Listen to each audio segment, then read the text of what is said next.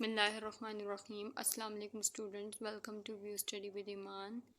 Students, आज हमारा lecture number 4 है कॉन्फ्लिक्ट मैनेजमेंट का, ह्यूमन रिसोर्स यानी HRM 624 का। तो स्टूडेंट्स वीडियो को पूरा एंड तक देखें और कोई भी चीज़ अगर समझ नहीं आती है तो मुझे कमेंट सेक्शन में ज़रूर बताएं। चैनल को सब्सक्राइब करें, वीडियो को लाइक करें। चलिए अपना स्टार्ट करते हैं हम lesson. Pre conception about conflict 1 कि हमारी यानी तनाज़ात के बारे में ख़यालात क्या होते हैं हमारे। तो सबसे पहले एक छोटी सी लाइन दी हुई है यहाँ पर कि an ounce of mediation is worth a pound of arbitration and a ton of litigation. ये कहा था जोसेफ ग्रीनबॉम ने। अब क्या है इसका मतलब कि जो एक उन्स सालसी यानी कि जो एक गौर फिक्र होती है ना, यानी अगर हम किसी चीज़ के ऊपर गौर कर लेते हैं, ठीक है, तो उससे क्या होता है कि जो कानूनी तौर पे किए जाने वाले जो मुश्किल तरीन या कॉस्टली किस्म किस्म के जो वो झगड़े होते हैं ना, उनसे बचा जा सकता है। ठीक है, The courts of this country should not be the places where the disputes and after alternative methods of resolving disputes have been considered and tried. अब ये जो कोर्ट है यानी कि जो इस कंट्री की जो कोर्ट्स है ना, उनको चाहिए in should not be the places कि उनको जो है ना उन जगहों पे नहीं होना चाहिए जहाँ पे डिस्प्यूट्स जो है ना वो तनाज़ुआत जो है ना आखिर में आते हैं, और after alternative methods of resolving disputes, बाद में जब वो डिस्प्यूट्स को रिजॉल्व करने अल्टरनेटिव मेथड्स का जो है ना वो उसके बाद जो है ना वो साथ लिया जाता है डिस्प्यूट्स को रिजॉल्व करने के लिए, हैव बीन कंसीडर, उनको समझा जाता है, उसके बारे में कोशिशें की जाती हैं। जस्टिस सैंड्रा डे ओ कॉनर ने ये बात कही थी।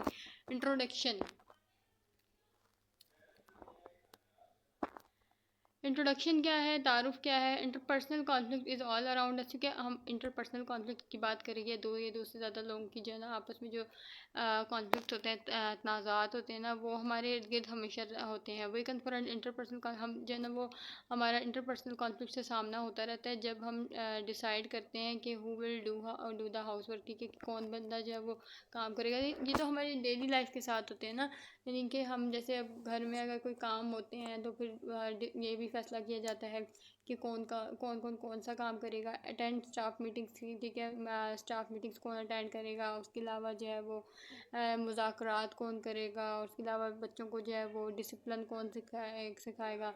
ये भी एक किस्म के कॉन्फ्लिक्ट्स होते हैं। Any time we deal another person, और किसी भी वक्त जो है ना वो हम दूसरे लोगों को जो है ना वो डील कर रहे होते हैं। The possibility of incompatible goals raises the possibility of conflict. अगर इनकम्पैटिबल गोल्स होते हैं, ठीक है, गोल्स को जब वो में जो है वो कंपैटिबिलिटी नहीं होती है तो उससे क्या होता है कि मुमकिन है कि जो तनाज़ुआत हैं वो बढ़ सकते हैं। वी मस्ट रिमेंबर दैट, हमें ये याद रखना चाहिए, conflict is not the opposite of the other, ठीक है, ऐसा ऑफ द ऑर्डर, ठीक है ना। जो कॉन्फ्लिक्ट होता है, तनाज़ा होता है ना, उससे मतलब अपोजिट नहीं होता कोई, मतलब तनाज़ा से जो है ना अपोजिट नहीं होता, वो एक ऑर्डर में होता है। Interpersonal conflict is to be distinguished from inner conflict. अब जो इंटरपर्सनल कॉन्फ्लिक्ट होता है ना, इनके जो झगड़ा होता है वो अंदर से ही, यानी कि इनर कॉन्फ्लिक्ट होता है, अंदर का जो निकला हुआ, जैसे क्या कहते हैं ना, अंदर से एक तनाज़ा निकलता है, निकल के बाहर आता है इंसान के अंदर से। Conflict is an escalated but natural competition between two और मोर पार्टीज़। कॉन्फ्लिक्ट जो है वो बढ़ता है, लेकिन नेचुरल कंपटीशन जो है वो दो से ज़्यादा पार्टीज़ में जो है ना ये नेचुरल कंपटीशन होता है। Conflict is an unusual occurrence. अब जो आम तौर पे जो है ना ये अक्कर होता है, कॉन्फ्लिक्ट जो होता है इसकी अनयूजुअल अकरेंस होती है। Extreme form of conflict is violence. अब जो कॉन्फ्लिक्ट की एक एक्सट्रीम फॉर्म होती है ना वो होती है वायलेंस, यानी तशद्दुद होता है। और जो तशद्दुद है ना वो क्या करता है, जो हमेशा जो वीकर पार्टीज़ होती हैं, जो कमज़ोर पार्टियाँ होती हैं, उनको ही जो है ना वो हर्ट करता है। मिसपरसेप्शन इन इंटरपर्सनल कॉन्फ्लिक्ट। अब गलत ख़यालात, इंटरपर्सनल कॉन्फ्लिक्ट के बारे में गलत ख़यालात किस किस्म के होते हैं। यूबिक्यूटोस एंड इनविजिबल, यानी कि जो चीज़ हमें जिसमें किसी किस्म का यह शक होता है या फिर जो है ना वो नज़र नहीं आ रही होती है। और इम्पोर्टेंस ऑफ रिकॉग्नाइजिंग, और फिर पहचानने को किस तरह की अहमियत दी जा रही होती है। तो impairs our ability to respond to conflict. एक तो ये हमारी जो एबिलिटी होती है ना वो कॉन्फ्लिक्ट का रिस्पॉन्ड देने में अगर इम्पेयर हो, यानी कि हम जो है वो उस तनाज़ा के ऊपर जो रिस्पॉन्ड करें इतनी एबिलिटी ना हो। Impairs our ability to choose alternative dispute resolution process and provider. ठीक है, और जैसे अल्टरनेटिव डिस्प्यूट रेजोल्यूशन जो है ना ये ऐसे प्रोसेस है ना जिनमें क्या होता है मुख्तलिफ वेज बताए जाते हैं कि किस तरह से जो है वो कॉन्फ्लिक्ट को ख़त्म करवाया जाए। तो उसमें अगर एबिलिटी यानी रसाई हासिल ना हो इंसान को। उसके बाद आता है पेडागोगिकल डेवलपमेंट। पेडागोगिकल डेवलपमेंट क्या होती है? तदरीसी तरक्की। The craft metaphor of pedagogical development. Metaphor का मतलब है तारा, और जो क्राफ्ट जो वैसे क्राफ्ट वर्क जो होता है किस्म का या डिज़ाइनिंग वगैरह। तो जो craft metaphor of pedagogical development यहाँ पे क्या है कि ये तालीमी यानी तदरीसी जो तरक्की होती है ना उसके उसका इस्तारा। Narrow experiences create narrow beliefs and assumptions. Narrow का मतलब है तंग। तो जो तंग तजुर्बात होते हैं ना वो क्या करते हैं, नैरो बिलीव्स क्रिएट कर देते हैं। नैरो असम्पशंस मफरूज़े भी ऐसे लगा देते हैं कि जो नैरो होते हैं तंग होते हैं। ब्रॉनफेन ब्रेनर्स थ्योरी है इसकी, बायोलॉजिकल सिस्टम्स थ्योरी जिसे कहते हैं। तो इसने डिफ़ाइन किया है इन्वायरमेंट के कॉम्प्लेक्स लेयर्स को, यानी कॉम्प्लेक्स इन्वायरमेंट की लेयर्स को जो है वो डिफ़ाइन करता है ये। Each having N effect on the development of persons. अब इसमें से हर एक जो है ना वो पर्सन की या अशख़ास की जो है ना डेवलपमेंट को इफ़ेक्ट करता है, उसके ऊपर जो है ना वो असर डालता है। और जो इसके कुछ डिसएग्रीमेंट्स होते हैं और कुछ कॉन्फ्लिक्ट्स होते हैं। यानी ये कि इन्वायरमेंट पे जो है ना ये कॉम्प्लेक्स लेयर्स होती हैं, कुछ सतहें ऐसी होती हैं जो कॉम्प्लेक्स होती हैं जिनमें जो है पर्सन की जो डेवलपमेंट है ना उस पर काफ़ी ज़्यादा इफेक्ट पड़ता है, और कुछ डिसएग्रीमेंट्स भी होते हैं और कॉन्फ्लिक्ट्स भी होते हैं। Development of knowledge base in favour of alternative dispute resolution clarify the advantages of non adversarial approaches. अब क्या होता है कि जो नॉलेज की डेवलपमेंट होती है ना वो क्या करती है, बेस किसकी, अल्टरनेटिव डिस्प्यूट रेजोल्यूशन की बेस पर होती है। और ये क्लैरिफाई करती है कि जो नॉन एडवर्सेरियल अप्रोचेज हैं ना उनका क्या फ़ायदा होता है, यानी जो ऐसी चीज़ें अप्रोचेज होती हैं जिनमें मुखालफत ना की जाए उनका क्या फ़ायदा होता है, ये हमें बताता है। Pressures against innovation social ecology. अब इनोवेशन के ख़िलाफ़ किस किस्म के प्रेशर्स होते हैं? Macro system reflects dominant values and perceptions. क्या मैक्रो सिस्टम यानी जो हमारा जो मैक्रो सिस्टम है, जो मैक्रो लेवल पे जैसे बड़ी बड़ी जो इंस्टीट्यूशंस होती हैं उनमें उन्हीं की बात हो रही है। यानी मैक्रो सिस्टम जो हमारा है ना वो क्या करता है, जो इक़दार होती है ना, जैसा कि गालिब इक़दार और तसव्वुरात की कारकर्दगी जो होती है उसको ज़ाहिर करता है। यानी कि जो गालिब इक़दार होती हैं या कुछ तसव्वुरात होते हैं, कुछ परसेप्शंस होते हैं, जो ख़यालात होते हैं, उनकी कारकर्दगी को जो है ना वो ज़ाहिर करता है कि कैसे जो है ना क्या इनकी कारकर्दगी है। Individuals gain practice and proficiency. Individual जो है वो एक तो अमली तौर पे जब वो रसाई हासिल करते हैं और जो है ना वो प्रोफिशेंसी यानी जो महारत जो है ना उनको हासिल होती है। Individuals transmit dominant values and perceptions to children. Individuals जो है ना वो किसी यानी कि जो इंडिविजुअल्स होते हैं इंफरादियत होती है, वो क्या करती है कि जो डोमिनेंट वैल्यूज़ होती हैं, जैसे कि बंदा जो है वो किसी के ऊपर गालिब आने की कोशिश कर रहा होता है, वही चीज़ जब उनके अंदर होती है तो फिर अपने ख़यालात जो है ना वो अपने बच्चों में भी जो है ट्रांसफ़र कर देते हैं, ट्रांसमिट करते हैं। And efficacy of dominant values and perceptions seems obvious. और जो डोमिनेंट वैल्यूज़ या परसेप्शंस हैं, यानी कि जो गालिब इक़दार या तसव्वुरात है ना उनको जो है ना वो ऑब्वियस करार दिया कि ज़ाहिरी जो है ना वो करार दिया जाता है। Individuals perpetuate dominant values and perceptions. Individual जो है ना वो क्या करते हैं कि जो डोमिनेंट वैल्यूज़ है ना और परसेप्शंस होती हैं, यानी कि जो गालिब इक़दार होती हैं, जो तसव्वुरात होते हैं, उनको जो है ना वो परपिचुएट करते हैं, उनकी तरफ जो है ना उनका ध्यान ज़्यादा हो रहा होता है। बायो इकोलॉजिकल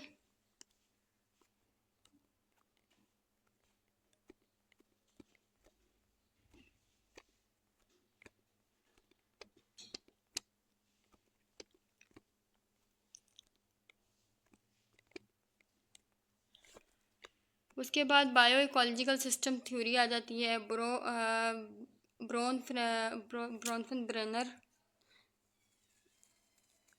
उसके बाद बायो इकोलॉजिकल सिस्टम्स थ्योरी आ जाती है जो कि ब्रोनफन ब्रेनर ने दी थी। एन एमिनेंट डेवलपमेंटल साइकोलॉजिस्ट, ये एक जो है ना वो मुमताज़ तरक्याती साइकोलॉजिस्ट था, इसको जो है ना वो बहुत शोहरत हासिल थी, यानी एक साइकोलॉजिस्ट था ये। Name the overall social structure that acts as a source of blueprints for individuals the macro system. उससे जो है वो पूरी के पूरा पूरा जो सोशल स्ट्रक्चर है ना उसको एक नाम दिया था जो कि ब्लूप्रिंट्स के तौर के ज़रिए जो है ना एक्ट करता है, यानी अपनी प्लानिंग के थ्रू जो है ना वो एक्ट करता है। इंडिविजुअल यानी मैक्रो सिस्टम में जो इंडिविजुअल्स हैं ना वो किसके थ्रू एक्ट करते हैं, प्लान्स के through. The macro system includes the important institutions. जो मैक्रो सिस्टम होता है ना उसमें कुछ इंपॉर्टेंट इंस्टीट्यूशंस शामिल होते हैं, in which we operate the court system, जिसमें हम कोर्ट सिस्टम ले लेते हैं या गवर्नमेंटल स्ट्रक्चर ले लेते हैं, और भी बहुत सारे जो है ना वो मैक्रो सिस्टम्स यानी इंस्टीट्यूशंस इसमें जो है ना होते हैं। In his influential theory of social ecology, ये उनकी एक बहुत ही जो इन्फ्लुएंशियल थ्योरी है social ecology. Bronfenbrenner postulated that there is a synergistic relationship between the macro system and the individual, क्योंकि उन्होंने उनकी जो थ्योरी है ना एक पूरा सर जो थ्योरी है सोशल इकोलॉजी उसमें ना जो है ना ब्रोन ब्रेनर ने कुछ पोस्टुलेट्स यानी कुछ जो है ना चीज़ें बताई थी जो कि that there is synergistic relationship, यानी कि जो हम आंगी यानी कॉपरेशन का जो रिलेशनशिप होता है, ये कहते हैं किसी के साथ कोऑपरेट करना, उसको सिनर्जिस्टिक कहते हैं। तो एक कोऑपरेटिव रिलेशनशिप के बारे में बात की थी मैक्रो सिस्टम और इंडिविजुअल के दरमियान में, कि ऐसा कोऑपरेटिव जो है ना वो सिस्टम होना चाहिए, रिलेशनशिप होना चाहिए। This theory looks at a child's development within the context of the system of relationships, और इस थ्योरी को जो है ना वो चाइल्ड के डेवलपमेंट के तौर पे जो है ना वो देखा गया था, यानी उसके कॉन्टेक्स्ट में देखा गया और फिर उस पूरे सिस्टम के कॉन्टेक्स्ट के साथ लेके जो है ना उसको चला गया था, यानी कि जो ये जो मैक्रो सिस्टम का जो ये कॉन्टेक्स्ट था ना उसके साथ जो है ना उसको देखा गया। एंड दैट फॉर्म हिज और हर इन्वायरमेंट, फिर उसके किसकी फॉर्म में, इसके इन्वायरमेंट की फॉर्म में। Bronfenbrenner's theory defines complex layers of environment, जो कि हमने ऊपर पढ़ा था कि जो ब्रॉनफेन ब्रेनर्स की थ्योरी थी उसने जब वो कॉम्प्लेक्स लेयर्स को, जो इन्वायरमेंट के कॉम्प्लेक्स लेयर्स थी उनको डिफाइन किया, each having an effect on a child's development, इसमें से हर एक जो लेयर है ना वो चाइल्ड के डेवलपमेंट को काफ़ी ज़्यादा इफ़ेक्ट करती है। This theory has recently been renamed, इसको जो है दोबारा अब मतलब अभी अभी कुछ जो है वो यानी कुछ अर्सा पहले जो है ना वो रीनेम दिया गया, दोबारा नाम दिया गया था, उसको दिया गया था बायोइकोलॉजिकल सिस्टम्स थ्योरी का नाम। ये चीज़ याद रखनी है कि जो ये थ्योरी थी इसकी इन्फ्लुएंशियल थ्योरी सोशल इकोलॉजी वाली, ठीक है, इसको दोबारा नाम दिया गया था या इसको दिया गया था बायोइकोलॉजिकल सिस्टम्स थ्योरी के नाम से, क्योंकि इसमें चाइल्ड के डेवलपमेंट भी के बारे में बात की गई है ना। And the interaction between factors in the child maturing biology, क्योंकि ज़ाहिर बात है एक बच्चा है उसके अंदर जब मेच्योरिटी आती है तो ज़ाहिर बात है उसमें बायोलॉजी की बात हो रही होती है। His immediate family community environment, ठीक है, उसका जो फ़ौरन जो ज़ाहिर बात है बच्चा जो है दुनिया में आता है तो सबसे पहले वो अपनी फैमिली से मिलता है, अपनी फैमिली के माहौल में जब वो रहता है उस the societal landscape fuels and stairs his development, और उसके बाद जो है वो फिर माशरे की तरफ आता है और फिर जो है ना वो उसकी रहनुमाई या जो उसकी डेवलपमेंट होती है ना वो माशरे में होती है। चेंजेस और conflict in any one layer will ripple through out other layers, फिर क्या होता है उसमें तो कुछ तब्दीलियाँ आती हैं, कुछ तनाज़ात भी उसके दरमियान पैदा होते हैं और लेयर्स की वजह से इस लेयर के थ्रू ही हो रहे होते हैं। The macro system is structure to reflect the cultural belief systems of its inhabitants, जो मैक्रो सिस्टम है ना एक ये एक ऐसा स्ट्रक्चर है जो कि रिफ्लेक्ट करता है कल्चरल बिलीफ सिस्टम्स को इसके इनहेबिटेंट्स के। That is because of society is compose of its individual members, कि जो सोसाइटी है ना क्योंकि जिसकी सोसाइटी है ना वो क्या करती है इसके जो इंडिविजुअल मेंबर्स होते हैं ना उनको कंपोज ऑफ करती है and their collective efforts maintain the macro system, और जो उनकी यानी उनको वो क्या करती है फिर जो उनकी कलेक्टिव एफर्ट्स होती हैं ना, यानी लोग जो है ना वो अफराद मिलके जो चीज़ें चला रहे होते हैं, फिर जो उनकी मिलजुल के जो उनने काम किया होता है, उनकी जो कोशिशें होती हैं ना, उनको जो है वो मैक्रो सिस्टम ही जो है बरकरार रखता है। उसके बाद है the macro system structure generates in situation in which individuals to survive and do well.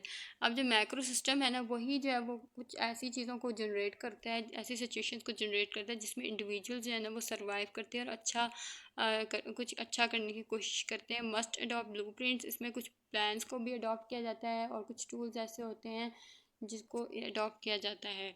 Components of mastery of environment. अब एनवायरनमेंट में की जो मास्टरी है ना या माहौल के बारे में, तो उनके कंपोनेंट्स हैं कुछ आइडिया, प्लान और रोड मैप। ठीक है, जैसे कि कोई आइडिया करना, कुछ प्लान करना या कोई रोड मैप बना लेना। स्किल्स, स्ट्रेटजीज, टूल्स, कुछ स्किल्स कुछ स्ट्रेटजीज इस्तेमाल की जाती हैं। एंड प्रोफिशेंसी, कि प्रोफिशेंसी क्या होती है, महारत होती है। यानी एक तो ये है कि the ability to competently apply the right tools, बिल्कुल सही रूल्स जो है ना अप्लाई करने के लिए इंसान के पास जो है वो कुछ एबिलिटी, कुछ महारत भी उसके अंदर होनी चाहिए। To a given situation to execute the plan of action, ताकि वो जो है ना जो भी सिचुएशन हो वो अपना जो प्लान है ना उसको एग्जीक्यूट कर सकें। Apparent superiority of status Q. Practice creates high degree of efficiency. Practice क्या होती है, अगर किसी चीज़ के ऊपर अमल होता है, ठीक है, तो वो क्या करती है, एफिशिएंसी क्रिएट करती है बहुत ज़्यादा। Testing new ways will necessarily lack efficiency. अगर नए नए वेज़ को जो है वो टेस्ट किया जाता है तो ये ज़रूरी होगा कि एफिशिएंसी जो है वो उसमें कमी होगी। किसी किस्म की जो है ना वो फेलियर भी होती है इनोवेशंस में, तो उसमें क्या होता है, इंसान जो है वो इन्फीरियॉरिटी का शिकार हो जाता है। एंड फिर क्या होता है कि यानी उस टाइम वो इन्फीरियर हो जाता है, फिर उसको जो है ना वो उस प्रैक्टिस को जो दोबारा करने की कोशिश करता है rather than to the lack of efficiency, यहाँ तक कि उसमें बेशक जो है वो एफिशिएंसी कम हो। Pressures against innovation. अब यहाँ पे इनोवेशन के अगेंस्ट है कुछ प्रेशर्स हैं। We lack proficiency in using new ways and tools. इसमें क्या होता है कि महारत की कमी होती है जब हम जो है वो नए वेज और जो टूल्स हैं वो इस्तेमाल करते हैं। Poor and inefficient outcomes, result से क्या होता है कि जो रिज़ल्ट्स आते हैं ना वो पुअर होते हैं, इनएफिशिएंट होते हैं। Poor and inefficient outcomes likely to be attributed to the innovative ideas और मीन्स। तो जो इनोवेटिव आइडियाज़ और आइडियाज़ होते हैं ना, उनमें ये जो है ना इनकी जो आउटकम्स आती है ना वो पुअर और इनएफिशिएंट होती हैं। तो हमारा ये जो लेक्चर था, लेक्चर नंबर 4, ये कंप्लीट हो गया। नेक्स्ट लेक्चर में मिलते हैं इंशाल्लाह।